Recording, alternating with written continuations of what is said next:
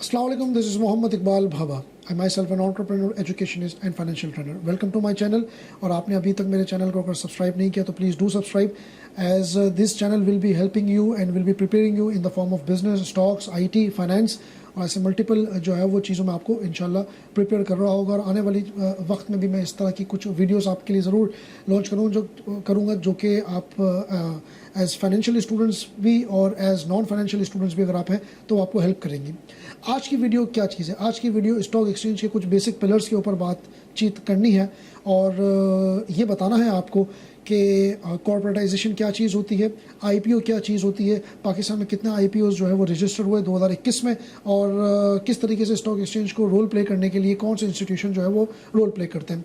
देखिए, जब हम स्टॉक एक्सचेंज की बात करते हैं तो कम से कम 5 इंस्टीट्यूशन ऐसे हैं जो कि एक वाइटल रोल प्ले करते हैं किसी भी ट्रांजैक्शन को पूरा करने के लिए। जब आप स्टॉक में कोई शेयर बेचते हैं या ख़रीदते हैं तो उसके बैकअप के ऊपर जो है वो मेनली 5 इंस्टीट्यूशन जो है वो रोल प्ले कर रहे होते हैं। पहला इंस्टीट्यूशन जो है वो स्टॉक एक्सचेंज खुद है, PSX, जिसके प्लेटफॉर्म पे खड़े होकर आप जो है वो शेयर की जो है वो सेलिंग एंड बाइंग कर रहे हैं। और PSX अपना एक टैक्स भी लागू करता है जिसको हम लगा टैक्स कहते हैं। अगर आपने कभी अपनी रिपोर्ट देखी हो जिसमें स्टॉक की बाइंग और सेलिंग के ऊपर जो आपको टैक्स लगता है उसमें एक लागा टैक्स होता है, एक्चुअली वो स्टॉक का टैक्स होता है जिसको हम लागा टैक्स के नाम से जानते हैं।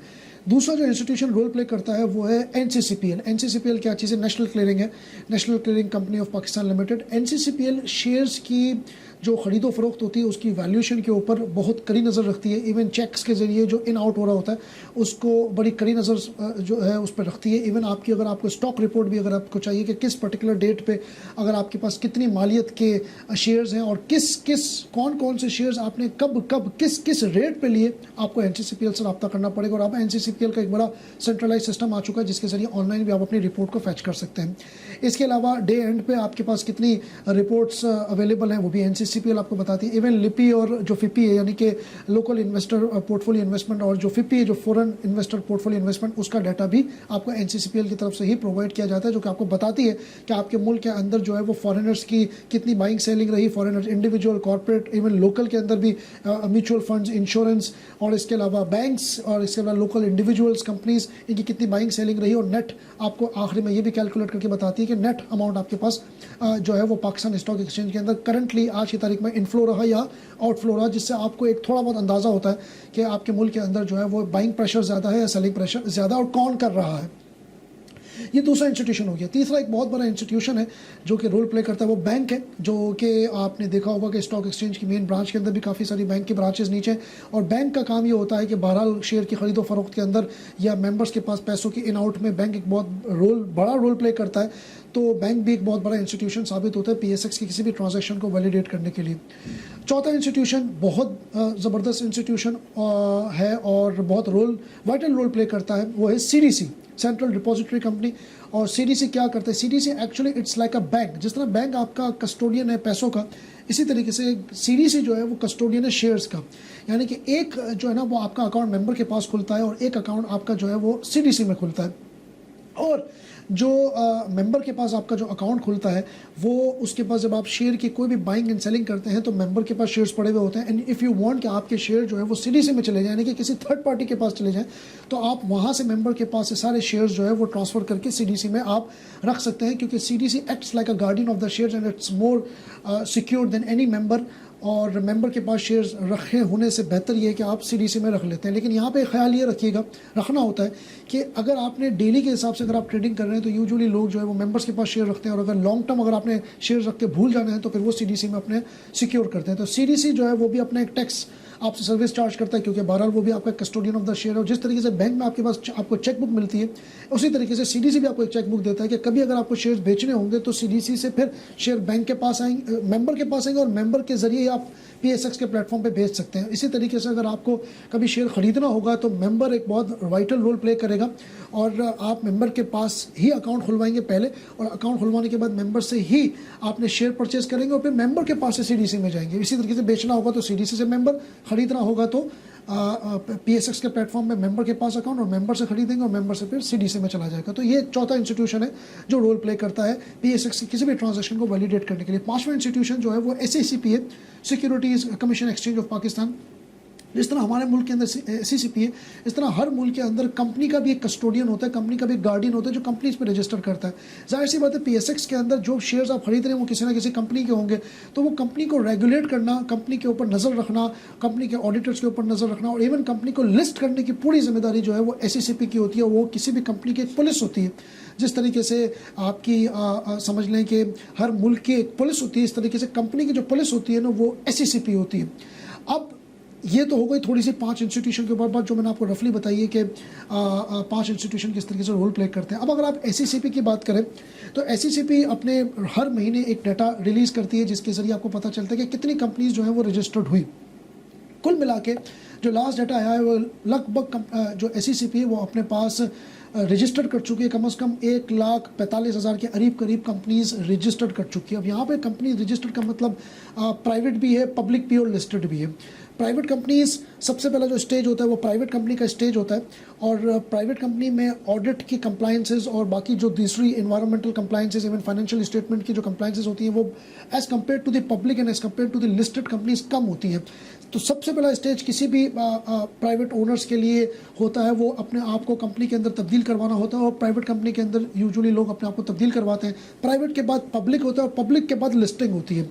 और पब्लिक ऐसा भी पॉसिबल है कि डायरेक्टली आप प्राइवेट के बाद जो है वो पब्लिक बने और फॉरेन लिस्ट हो जाए, और ऐसा भी पॉसिबल है कि प्राइवेट के बाद आपको कुछ अरसा लगे बिजनेस के अंदर और उसके बाद फिर आप पब्लिक की तरफ मूव करें, स्टेटस आपका पब्लिक हो जाए और वो स्टेटस भी पब्लिक का आपका रहे और उसके कई साल के बाद फिर आप लिस्टिंग हो। यानी कि आप ऐसा बिल्कुल पॉसिबल है कि आप पब्लिक हैं लेकिन अनलिस्टेड है, और ऐसा भी बिल्कुल पॉसिबल है कि आप पब्लिक हैं और फॉरेन लिस्ट हो गए, और ऐसा भी पॉसिबल है कि पब्लिक हुए, अनलिस्टेड हुए, थोड़ा अरसा गुजरा और उसके बाद फिर आप लिस्ट हुए। लिस्ट होने का एक्चुअल जो मतलब होता है वो स्टॉक एक्सचेंज के अंदर आना होता है, यानी कि आप स्टॉक एक्सचेंज के अंदर आपकी company as registered company list हो गई, और ये भी पूरी जिम्मेदारी जो है वो SCCP ले रहा होता है। हालिया दिनों के अंदर हमने ये देखा, अच्छा ये भी मैं आपको बताऊं कि जो लिस्टिंग होती है, जो पहली कंपनी प्राइवेट कंपनी से या पब्लिक स्टेटस से जब लिस्टिंग की तरफ कन्वर्ट हो रही होती है तो इसको हम कहते हैं कि कंपनी ने अपना IPO लॉन्च किया, इनिशियल पब्लिक ऑफरिंग।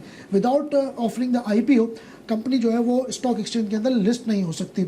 और 2016 से अगर आप अभी तक देखें तो पाकिस्तान के अंदर कम से कम 18 कंपनीज जो हैं वो एज एन IPO यानी कि एज कंपनी लिस्ट हो चुकी है। 18 कंपनीज स्टॉक एक्सचेंज में लिस्ट हो चुकी है, यानी कि 18 IPOs आपके पास आ चुके हैं, जिसके अंदर से अगर आप 2021 की बात करें मेनली तो 21 के अंदर ही कोई 8 कंपनीज जो है वो नई कंपनी स्टॉक एक्सचेंज के अंदर लिस्ट हुई। अच्छा इसका मतलब भी समझिएगा कि अगर फॉर एग्जांपल किसी साल कोई कंपनी लिस्ट नहीं होती तो ये एक बहुत बड़ा कंसर्न होता है कि कंपनी लिस्ट नहीं हो रही, क्योंकि जब कंपनी लिस्ट नहीं होती तो उससे कैपिटल ग्रोथ नहीं आती, कैपिटल मार्केट के ऊपर ग्रोथ नहीं आती और स्टॉक एक्सचेंज के अंदर जो पैसा है ना वो स्टक होकर रह जाता है।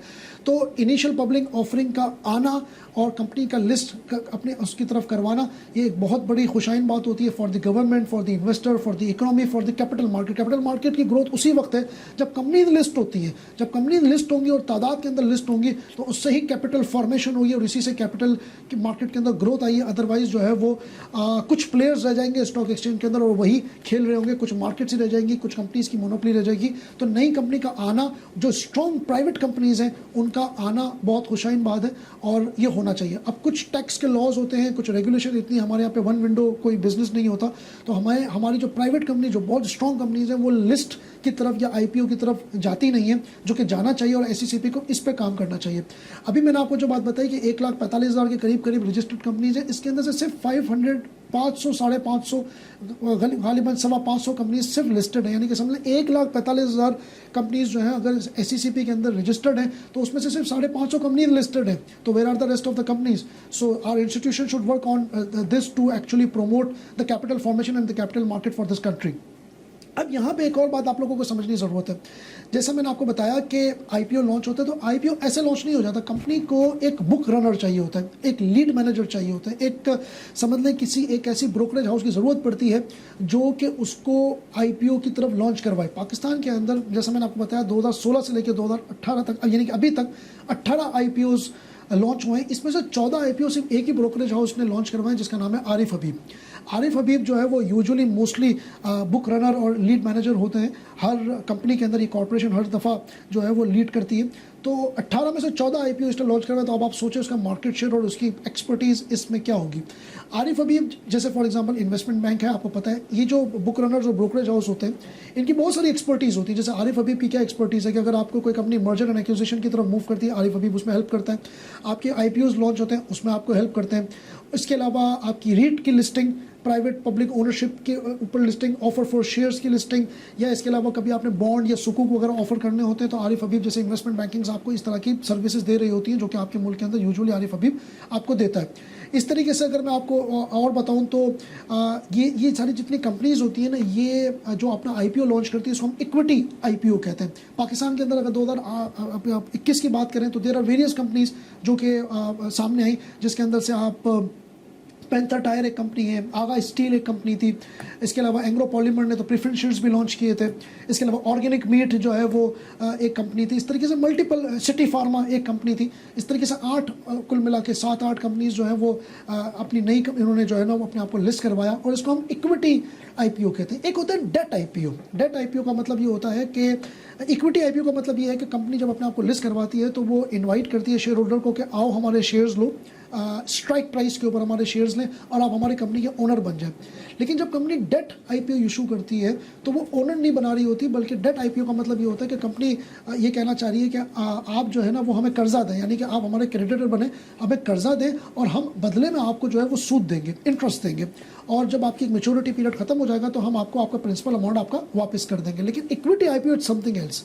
इक्विटी IPO या इक्विटी शेयर्स क्या होते हैं कि कंपनी आपको हिस्सेदार बनाती है, पार्टनर बनाती है कंपनी में। अगेंस्ट में आपको इंटरेस्ट नहीं देती बल्कि डिविडेंड देती है। डिविडेंड देना चाहे तो देगी, नहीं देना चाहे तो नहीं देगी, because you are the ordinary share holder. जो कंपनी के मेन ऑब्लिगेशन होगी उसको खत्म करने के बाद जो बच गया वो आपका, कुछ भी नहीं बचा तो कुछ भी नहीं है आपका। तो इसी तरीके से आप कंपनी के ओनर हैं और आपको कंपनी पैसा वापस नहीं करेगी, बल्कि there is a place which is called the PSX platform है, उसमें जाके आप अपनी शेयर्स की खरीदो फरोख्त आराम से कर सकते हैं। आपको दूसरा इन्वेस्टर, दूसरा बायर ढूंढना पड़ेगा अगर आप सेल करना चाह रहे हैं। डेट IPO उसके अगेंस्ट में बिल्कुल एक डिफरेंट चीज़ है। डेट IPO का मतलब ये है कि कंपनी आपसे कर्जा ले रही है। जब कर्जा ले रही है तो वो कर्जा देने की भी पाबंद है, आपको कंपनी पैसा भी वापस करेगी और जब तक आपका मेच्योरिटी पीरियड होगा 4 साल 5 साल उसके ऊपर इंटरेस्ट भी देगी। At the end you have the principal, you have the interest, and company जो है वो आपका डेट IPO इस तरीके से खत्म कर सकती है। तो ये डेट फाइनेंसिंग जब कंपनी को करनी होती है तो वो जो है वो क्रेडिटर्स बनाती है, और जब इक्विटी फाइनेंसिंग करनी होती है तो वो ओनर्स ढूंढती है, ओनर बनाती है। पाकिस्तान के अंदर इक्विटी फाइनेंस भी होता है, इक्विटी IPO भी मैंने आपको बताया, जैसे कंपनी मैंने आपको गिनवाई, और डेट IPO भी होता है। डेट IPO की रीसेंट एग्जांपल बैंक अल्फला है, जिसने TFC यानी कि टर्म फाइनेंस सर्टिफिकेट इशू किया और ये जो है वो सब्सक्राइब भी हुआ। कुल मिला के अगर हम देखें पाकिस्तान के अंदर इक्विटी और डेट फाइनेंस 2021 के अंदर तो कम से कम 30 से 31 अरब रुपए का, बल्कि मेरे ख्याल है 33 अरब रुपए का जो है वो पूरा वैल्यू था जो कि हमने रेस करा विया डेट एंड इक्विटी IPO। तो ज़रूरत इस चीज़ की है कि जो मैंने आपको वीडियो बनाई, उम्मीद करता हूँ कि आप लोगों को ये वीडियो थोड़ा बहुत इसके अंदर इन्फॉर्मेशन मिली होगी, और मज़ीद वीडियो के लिए चैनल को सब्सक्राइब करें, लाइक करें, कमेंट करें, ताकि मोटिवेशन मिले to make another kind of a video. एक और इन्फॉर्मेशन देता चलूँ कि पाकिस्तान जो है ना वो स्टॉक एक्सचेंज के अंदर पॉपुलेशन वाइज बहुत छोटा है। मैंने पहले भी एक वीडियो बनाई थी, 0.2% ऑफ द पॉपुलेशन भी पाकिस्तान के अंदर इन्वेस्टर नहीं है। और कंसर्न वाली बात यह है कि कोविड के बाद चूँकि कैपिटल फॉर्मेशन नहीं हो रही तो नियरली 1800 से 2000 अकाउंट एवरी मंथ क्लोज हो रहे हैं पाकिस्तान।